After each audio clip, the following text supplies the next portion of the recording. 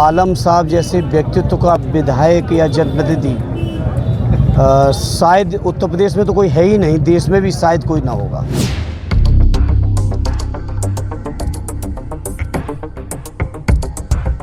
वो कभी चुनाव के लिए कभी किसी से पैसा नहीं मांगते थे। जो उनका वेतन का पैसा रहता था उसी वेतन के पैसे से वो अपनी एक गाड़ी से चल करके प्रचार करते थे।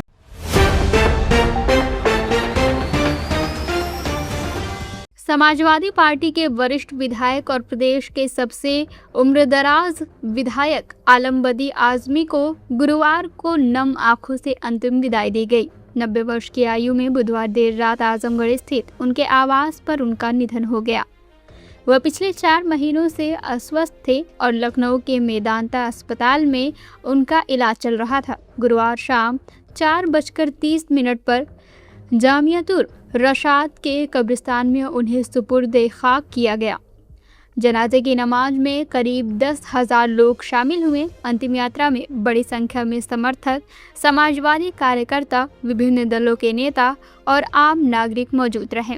आजमगढ़ सांसद धर्मेंद्र यादव ने आलम बदी आजमी को सादगी, ईमानदारी और जनसेवा की मिसाल बताते हुए कहा कि उन्होंने राजनीति को कभी सत्ता पाने का माध्यम नहीं बनाया बल्कि समाज सेवा का रास्ता माना। उन्होंने कहा कि आलम साहब जैसा त्यागी, जन समर्पित और सिद्धांतों पर अडिग जनप्रतिनिधि पूरे देश में मिलना कठिन है।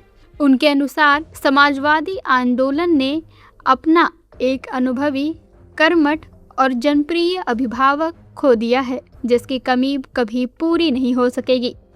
धर्मेंद्र यादव ने कहा कि आलम बदी आजमी ने अपने लिए कभी कुछ नहीं सोचा। उनकी चिंता हमेशा समाजवादी पार्टी, जनता और समाजवादी विचारधारा को मजबूत करने की रहती थी। उन्होंने कहा कि आलम साहब का सपना था कि वर्ष 2027 में प्रदेश में समाजवादी पार्टी की सरकार बने और पार्टी उनके इस सपने को पूरा करके ही रहेगी। पार्टी के लिए अपूर्णीय क्षति है और मैं समझता हूँ आलम साहब जैसे व्यक्तित्व का विधायक या जनप्रतिनिधि शायद उत्तर प्रदेश में तो कोई है ही नहीं, देश में भी शायद कोई ना होगा। इतना सादगीपूर्ण जीवन जो मैं समझता हूँ जिस किसी ने उनके बारे में जाना है वो लोग आश्चर्य करते हैं कि आज के इस दौर में इतनी सादगी से कैसे राजनीति संभव है जो आलम साहब ने करके दिखाई है। और उन जैसा त्यागी व्यक्तित्व, जनता के प्रति समर्पित व्यक्तित्व, हमारे नेता आदरणीय अखिलेश यादव जी और पार्टी के प्रति समर्पित, मैं समझता हूँ वो अपने आप में एक उदाहरण थे। शायद उन जैसा दूसरा मिलना बहुत कठिन है। आपके प्रति उनका हमेशा एक स्नेह का वो रहा है, भाव रहा है, आपको बड़ा ही प्रेम करते रहे। तो आज उनके ना रहने पे आपको कैसा महसूस हुआ? मैं समझता हूँ हमने एक बहुत अनुभवी, एक आदर्श अपने अभिभावक को खोया है जो राजनीति में हर पल हर मिनट जब कभी बैठे तो नौजवानों को उच्च आदर्श, राजनीति की शानदार परंपराएं, मर्यादाएं, पार्टी के प्रति, जनता के प्रति समर्पण का हमेशा जो पाठ देने वाले हमारे अभिभावक थे आज वो हमारे बीच नहीं है। और मेरे ही लिए नहीं, व्यक्तिगत मेरे लिए तो है ही है, हर समाजवादी कार्यकर्ता की ये व्यक्तिगत क्षति हुई है। जिस तरह का उनका व्यक्तित्व सभी के प्रति भाव था। धर्मेंद्र जी क्या कहेंगे? पक्ष विपक्ष सारे लोग समाजवादी पार्टी के नेता थे, समाजवादी पार्टी को लेकर जो इनकी चिंताएं थी, बल्कि वो कभी अपने बारे में विधायक या नेता बनने के तौर पर उनकी वो चिंताएं नहीं थी जो पार्टी के हित के लिए थी। इस पर क्या कहना? नहीं, उन्होंने अपने बारे में तो कभी सोचा ही नहीं, यही तो उनकी विशेषता थी। उन्होंने अपने बारे में कभी नहीं सोचा, जनता खुद उनके बारे में सोचती थी। नेताजी को हमेशा आलम साहब हर प्रोग्राम में याद करते थे, बगैर उनका नाम लिए, बगैर उनके नाम पर भाषण किए उनकी तकरीर, उनका भाषण पूरा नहीं होता था। क्या कहना उसको? निश्चित तौर पे आलम साहब का व्यक्तित्व ही ऐसा था। सदैव नेताजी, आदरणीय राष्ट्रीय अध्यक्ष जी हर मंच पे, हर मौके पर बिना आलम साहब के, चाहे यूपी असेंबली की कार्रवाई हो, आजमगढ़ का सवाल हो या प्रदेश के बहुत सारे महत्वपूर्ण मुद्दों पे उनकी राय के बिना पार्टी आगे नहीं बढ़ती थी। धर्मेंद्र जी क्या कहेंगे? पक्ष विपक्ष सारे लोग अलविदा कहने पहुंचे आलम बदी साहब को आज, जैसा कि आपने उनके व्यक्तित्व के बारे में बताया, तो इसको लेकर क्या सोच रहे हैं कि जो लोग राजनीति में नहीं थे, जो जिनका कोई सरोकार नहीं था, वो भी दुखी हैं, वो भी? स्वाभाविक है, उनका ऐसा व्यवहार था, ऐसा अपनापन था, ऐसी सादगीपूर्ण जीवन था जो सामान्यतः राजनीतिक लोगों में नहीं मिल पाता है। वो एक अलग तरह के व्यक्तित्व थे। क्या पूरे भारत को अब कोई दूसरा आलम बदी जो मुझे महसूस नहीं हो रहा कि शायद कोई दूसरा हो। जिस तरह कि के आदर उनकी एक चिंता और रहती थी, जब भी हम लोगों की उनसे मुलाकात होती थी, पूछते थे, तो कहते थे कि समाजवादी पार्टी की सरकार 2027 में बन के रहेगी, और 27 के पहले ये हादसा हो गया, तो क्या कहेंगे इस पर? उनका सपना हम सब समाजवादी लोग मिलकर पूरा करेंगे। उनके सपना पूरा ज़रूर होगा। उनकी चिंताएं जो थी वो ज़रूर, उन चिंताओं को हम लोग उसका निदान करने का प्रयास करेंगे। वहीं आलम बदी आज़मी की अंतिम यात्रा में शामिल होने आए समाजवादी पार्टी के प्रदेश अध्यक्ष श्यामलाल पाल ने कहा कि आलम बदी आज़मी का निधन केवल पार्टी ही नहीं बल्कि शोषित, वंचित और गरीब समाज के लिए भी अपूरणीय क्षति है। उन्होंने कहा कि आलम साहब जीवन भर सामाजिक न्याय और वंचितों के अधिकारों के लिए संघर्ष करते रहें तथा उनके विचार आने वाली पीढ़ियों को प्रेरित करते रहेंगे। उनके न रहने पर संपूर्ण शोषित वंचित समाज के लोगों को दुख है, तकलीफ़ है। आज बेहद दुख है समाजवादी साथियों को कि आज हम लोगों के बीच में नहीं है। उनका अभाव सदैव समाजवादी पार्टी के लोगों को खटकेगा। हमेशा समाजवादी पार्टी को और शोषितों वंचितों को हक और हिस्सा मिले, इस मुद्दे पर हमेशा उनका चिंतन रहा है।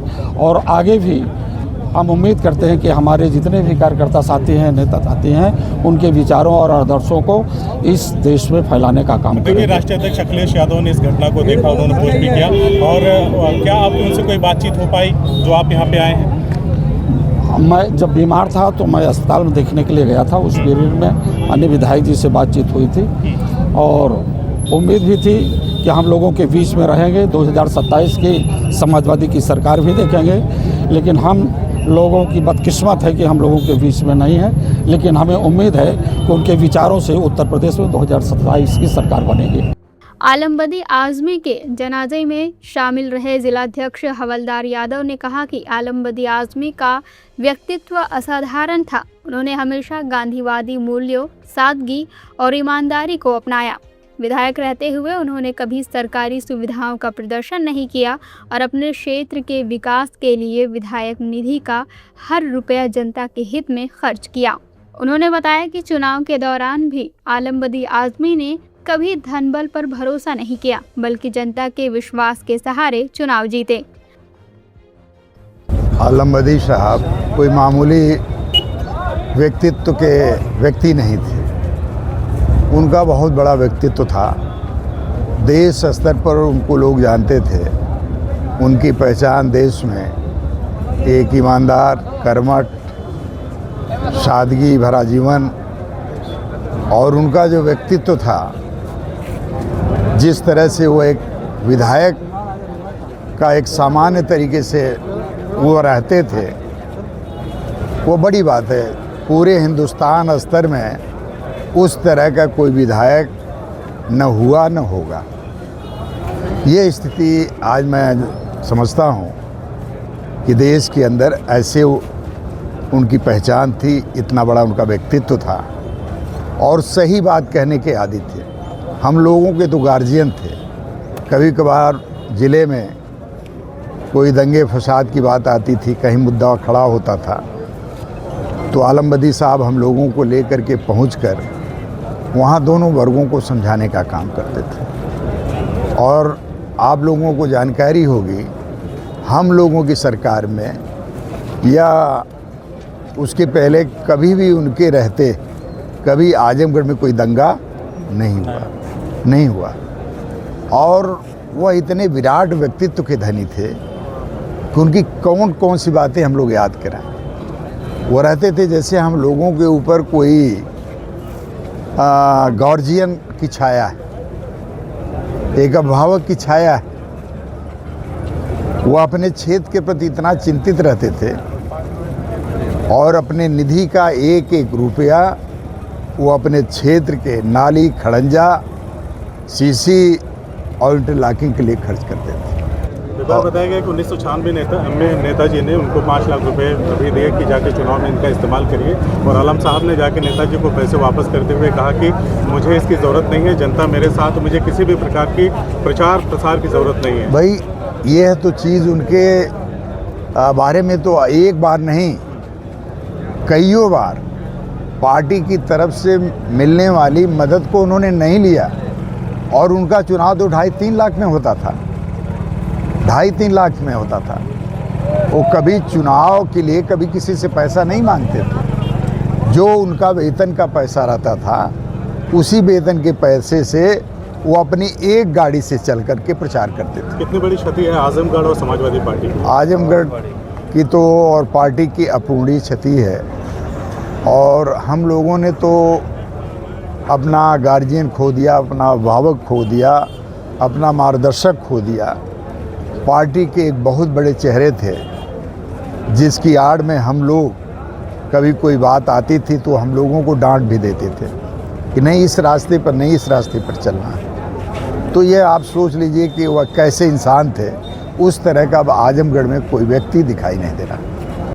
करीब 3 दशक लंबे राजनीतिक जीवन में 5 बार विधायक रहे आलमबदी आज़मी ने सादगी, साफगोई और जनसेवा की जो मिसाल कायम की वह लंबे समय तक भारतीय राजनीति में याद की जाएगी। उनका निधन समाजवादी पार्टी ही नहीं बल्कि मूल्यों की राजनीति में विश्वास रखने वाले हर व्यक्ति के लिए एक अपूर्णीय क्षति माना जा रहा है।